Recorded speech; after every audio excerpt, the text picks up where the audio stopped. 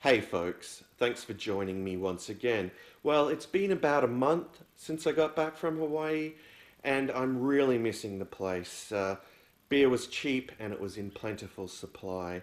Now, I did intend to bring a few beers back with me, but unfortunately I lost them at the customs checkpoint.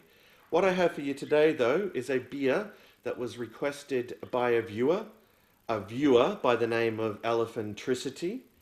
It's Sculpin IPA, which comes in at 7% alcohol by volume, and it's brewed and bottled by the Ballast Brewing Company of San Diego in California, the United States of America. Now, I've never tried this before. I was aware that it's available here. I think the last beer from Ballast Point that I tried and reviewed was the Big Eye IPA about 4 years ago, and I think that was one that Jez sent me. Anyway, without further ado, let's crack off the cap of this 355 ml bottle and pour it out into this tulip glass. All right, the lovely Spiegelau tulip glass. Okay.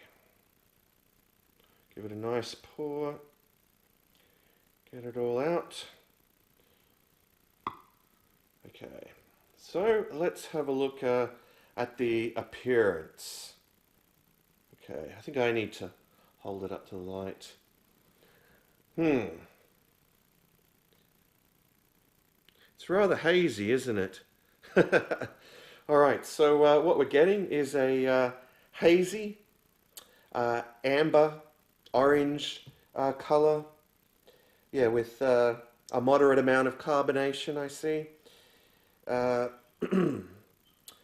We've got just a little under 2 fingers of, beige head there.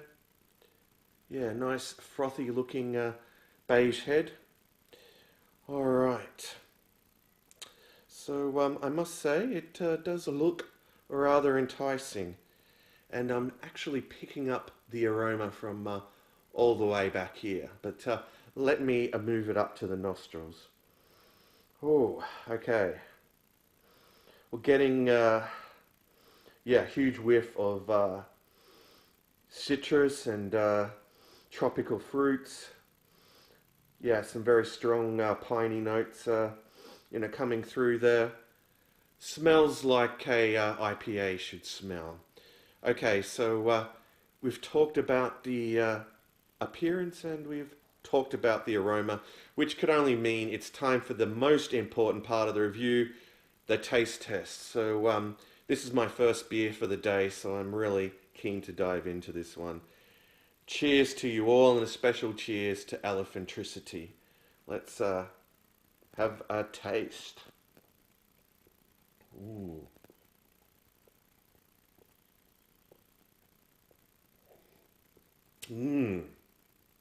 All right, well, the taste is following the nose up front. I'm getting a huge wallop of hops. Yeah, it, to me, tastes like a sort of unique sort of blend of hops. They've definitely used more than one hop variety, I'm sure. The bitterness is it's quite strong, as you would expect. It's still lingering in the palate. Was there any sort of maltiness to it? Well, yeah, a little bit, but it's definitely a hop forward brew. On that note, though, let's have another gulp.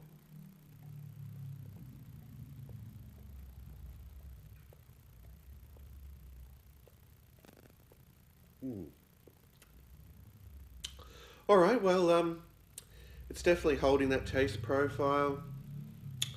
What does surprise me about this is that for something that's 7% ABV, it's sort of on the thin sort of side as far as the mouthfeel goes. I get the feeling this particular brew is intended for summer drinking. it hasn't got that sort of syrupy kind of quality that some IPAs do. And for me, that's something I like a lot in an IPA. What would I say in terms of its drinkability? Well, yeah, it's drinkable. Is it one you could session? Well, that's 7% ABV. Not really. You could have a few of these, but yeah, it's certainly going to catch up with you if you yeah, knock back a six pack.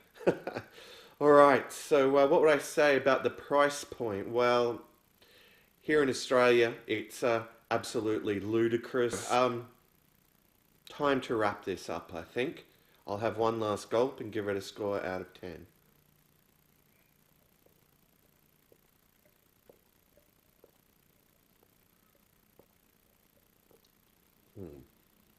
All right, well, all in all, it's not a bad IPA.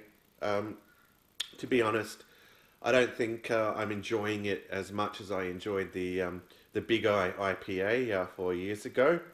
But still, you know, it's decent. There's nothing offensive about it, flavor-wise. Yeah, I think it's certainly worth you know, going out there and trying if you see it. Um, what would I give it in terms of a score out of 10? I'd probably give this a solid 8 out of 10, yeah. 8 out of 10 for Sculpin IPA. All right, so thanks for joining me once again, folks. Hopefully I'll return soon with another review for you all. But until then, enjoy yourselves and fare thee well, all.